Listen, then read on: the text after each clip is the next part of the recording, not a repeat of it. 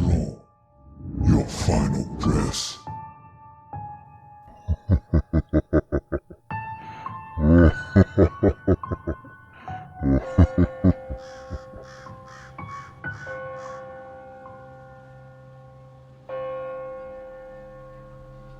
So the other night, I was sitting on my porch smoking a cigarette, as I usually do late at night. I was home alone. My boyfriend was at work at the time, and I just hear a really loud screaming. I look behind me and see what looks like a woman just walking down the street, screaming at the top of her lungs, and she looked right at me. My initial thought was maybe it was just some weirdo or someone under the influence of something. But after more thought, I realized that the scream didn't really sound human. It sounded like something I'd never heard before. After that, I thought maybe it was a skinwalker, but my mother informed me that chances are it was a banshee. For some backstory on why I think maybe she's warning me of my boyfriend's passing is because a couple of nights before the potential banshee sighting, me and my mum had very similar dreams. In my dream, my boyfriend had passed, and I was trying to figure out how to cope with his passing. In my mum's dream, I was giving birth to a child and kept saying, "I need to take care of the baby. I promised their father I would," hinting at the idea that the father was dead. I don't know what I saw, but I'm hoping for maybe some insight on banshees and just help me figure out what I saw. I saw online that Irish families can have their own banshee, and I'm third-generation American from an Irish family, if that has any relevance.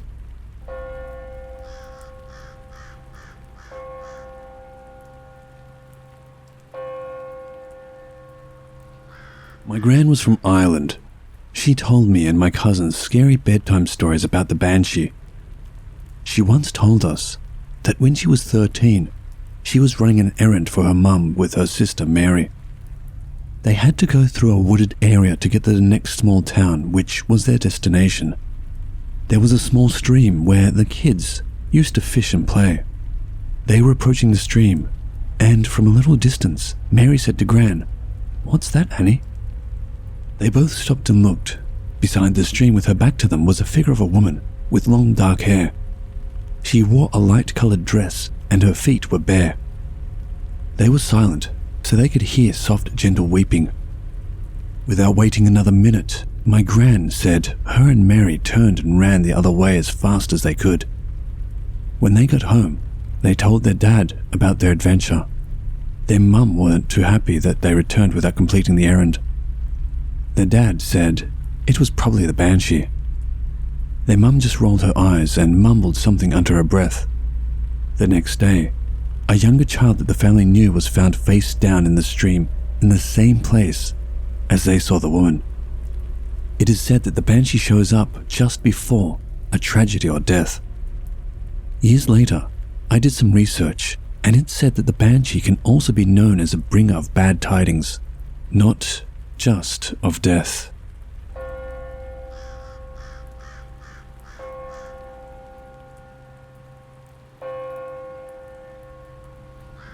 So, I was sitting in my living room, scrolling through Reddit, and all of a sudden an ear-piercing shriek rang out. I froze and immediately messaged my other half, who was upstairs. "Did you hear that?"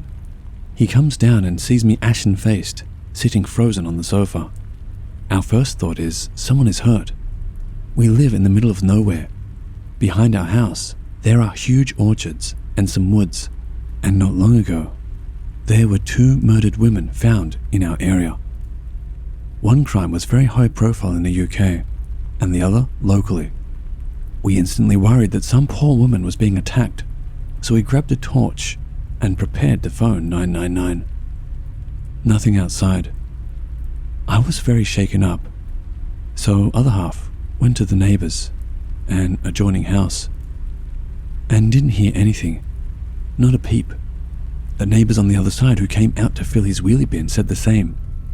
I was dumbfounded. It was so loud. It sounded like it was coming from inside the house. It was that loud. Neighbors suggested a fox. If anyone has heard mating foxes, you'll know that it sounds awful. But this was not a fox screech. I have heard them many times before. And it wasn't a cat either, nor the pipes. The telly wasn't on, and I wasn't listening to music or a podcast. It was a woman's scream. After ruling out logical things, I started to wonder whether or not it was paranormal. Although this thought had already crossed my mind because the scream instantly brought back a foul memory that I tried very hard to repress. Many years ago, when I lived with my mum, I saw through the living room window a car parked outside the house that I thought I recognized. It looked like my granddad's car. There was a woman sitting in the back seat. I peered through the window to see if it was my nan, aunt, or cousin. I was excited for an unannounced family visit. Then the woman, who did look a little bit like my aunt, turned to look at me through the window. I could see that her face was ashy grey. Her mouth opened unnaturally wide, with her jaw dropping further than it should be able to. Then, right in my ear, the loudest, shrillest scream I'd ever heard. I dropped to the ground, out of sight of the window and the woman. Mum found me on the floor. I don't know how much time had passed, but I was too scared to move. The next morning, we did get the news that Granddad had died in his sleep. Years later, I learned about the banshee. For anyone who doesn't know, the banshee is a figure in Irish and Welsh mythology. She is an omen of death. Before a death or bout of fatal illness or injury, she will appear to the forsaken person's family and scream or wail. I live in England, but my family on both sides are Irish, and on my father's side, Welsh. I had heard the term banshee, but didn't know what it meant. I'd only heard it used by older relatives who were describing a particularly unpleasant or shrill woman. Would you get a load of her squawking? Sounds like a bloody banshee. I assumed it was an old-fashioned term for a noisy woman. There are a lot of those. It was only a few years later, when I got interested in mythology, that I found out what the term actually means, and that I had encountered one. So, was that what I heard the other night? I texted my parents to see if they were okay. Sorry it's late, weird question, you good? They both replied that they were fine. My nan, my only living grandparent, has cancer and is about to have an important scan. My dad was fine but also needed a scan. My mum was doing well but informed me that a great aunt had died, although she passed 10 days before the scream. So if it was for her, the banshee was very late. None of these things were out of the blue. Nan has been sick for a long time. Dad is getting on in the years and scans are regular. And the great aunt was 90 and had been in hospital for some time, leading up to her passing. So the banshee, if that is indeed what the scream was, couldn't be related. Sorry for the essay, and thank you for taking the time to listen. I'm honestly quite anxious, and it's still ringing through my head. Any thoughts or suggestions, paranormal or not, would be greatly appreciated.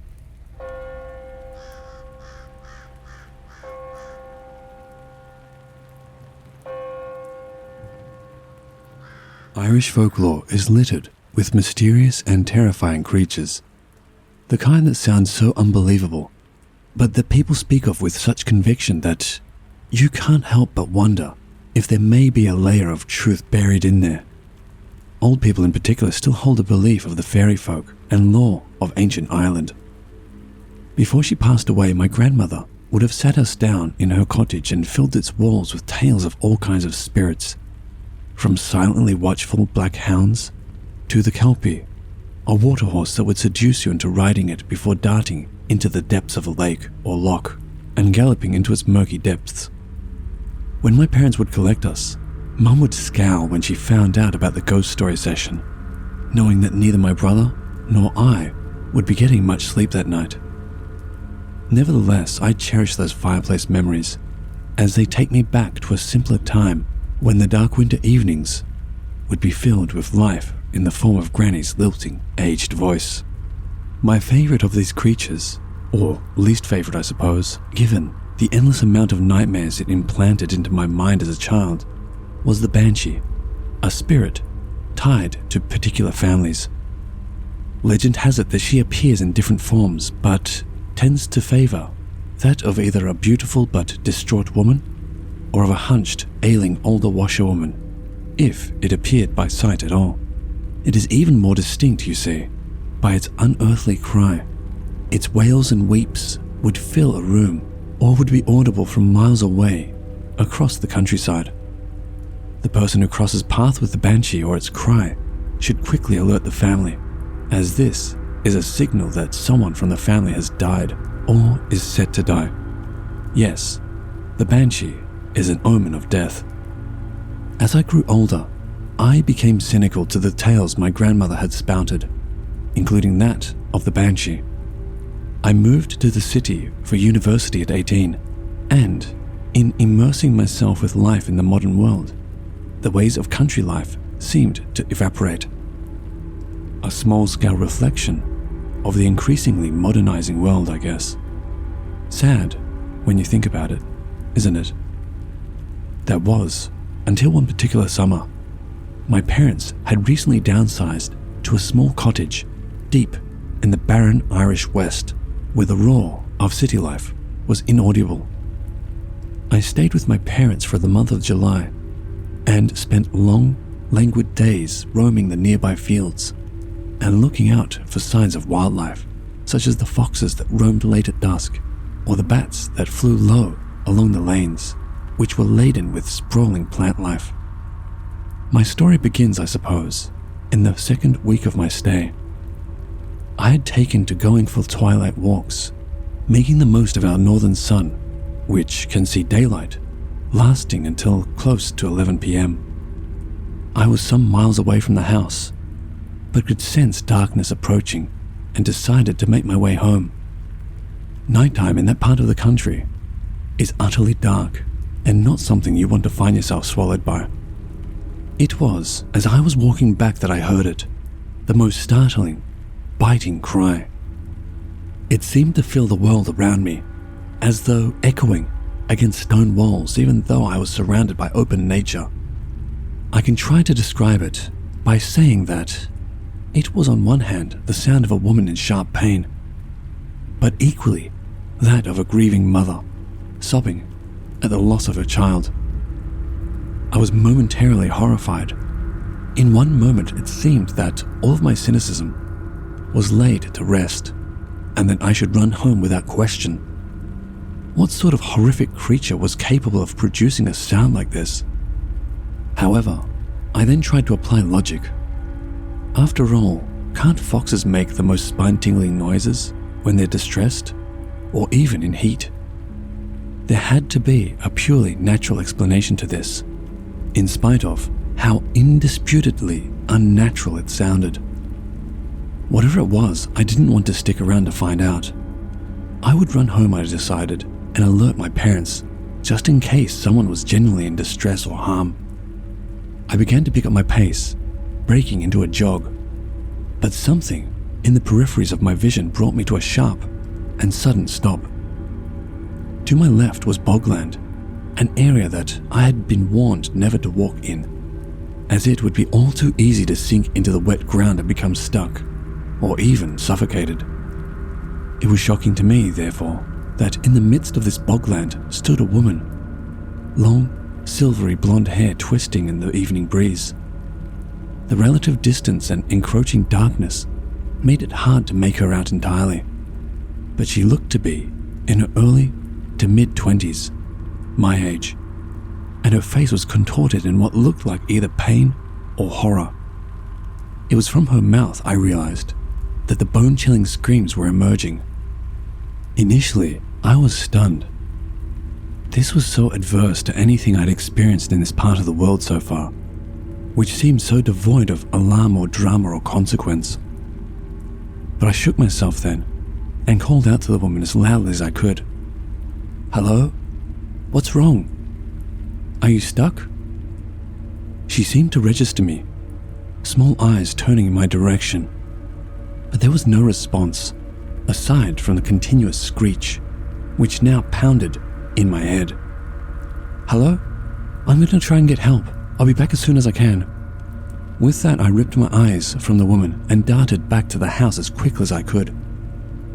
I was around a mile away, but phone signal was limited in that part of the country, and I knew I'd need to get home in order to do something to assist the woman. It would have been a risk to my own life to have walked across the bogland towards her. When I got home, my parents' warm faces quickly dropped to looks of alarm upon registering me. "What is it? You look as if you've seen a ghost." I quickly filled them in on what I'd seen, and they sprung into action, grabbing the phone and alerting the local Garda, our police force.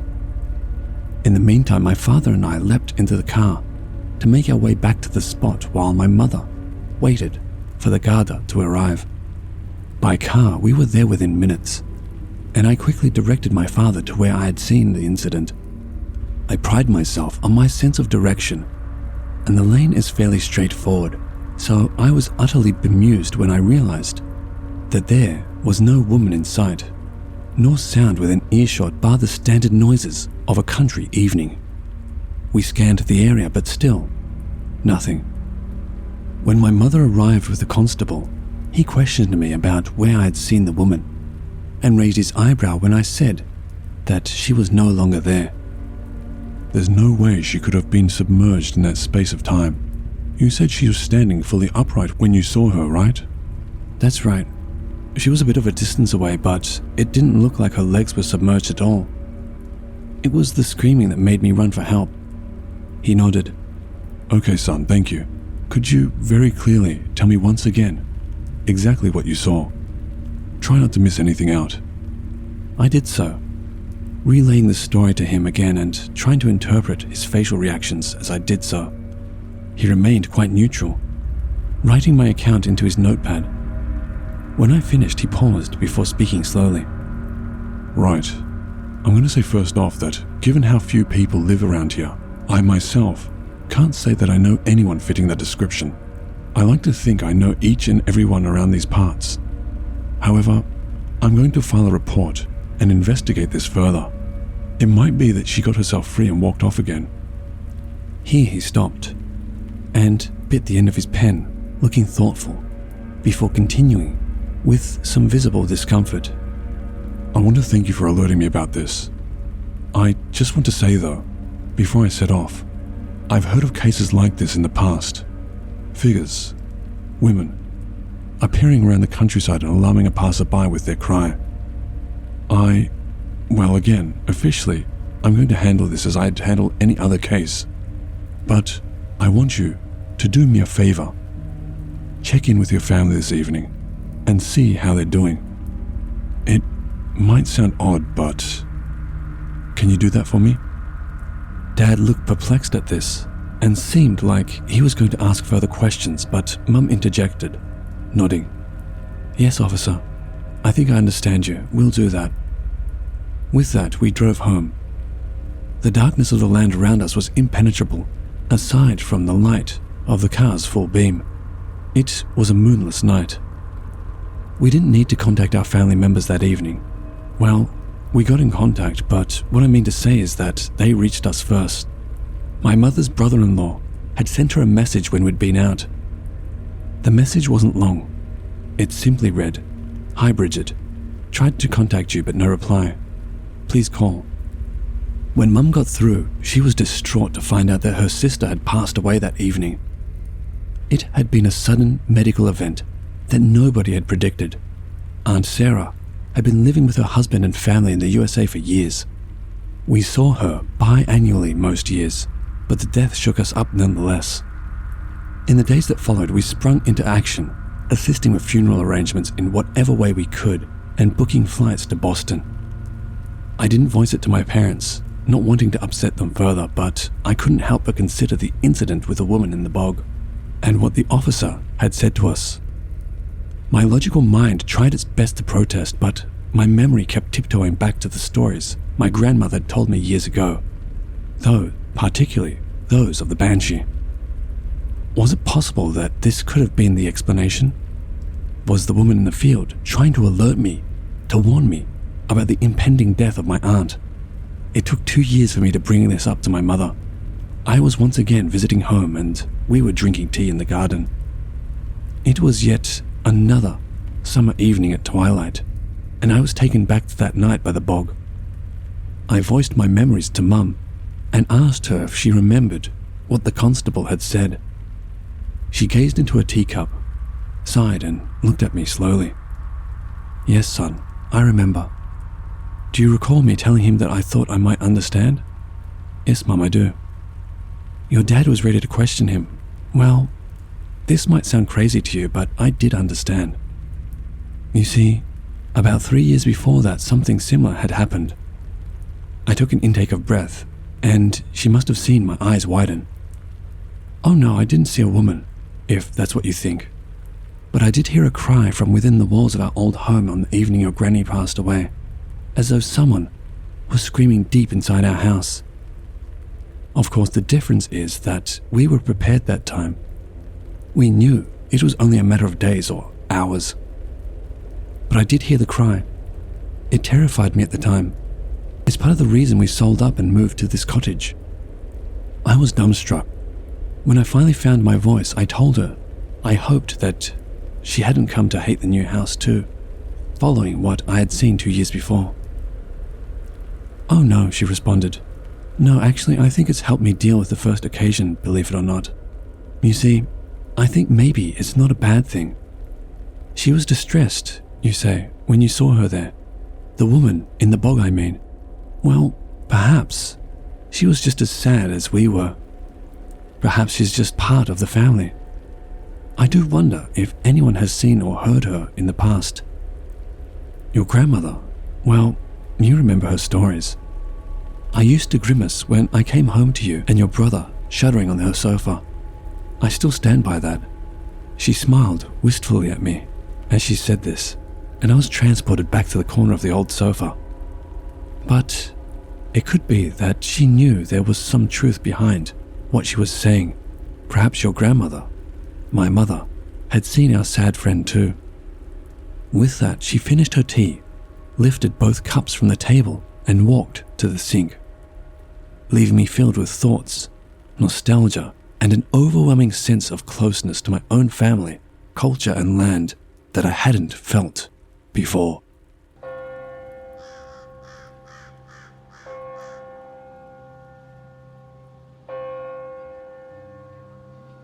Hello watchers and listeners, thank you so much for watching. As always, a big thank you to all of the Reddit users who kindly allowed me to use their stories. If you want to help support this channel, you will find links to both my Patreon and my Teespring store in the description below, so feel free to have a look. And the biggest thank you to all of you who continue to support me. I truly do appreciate it. And remember, Papa loves you.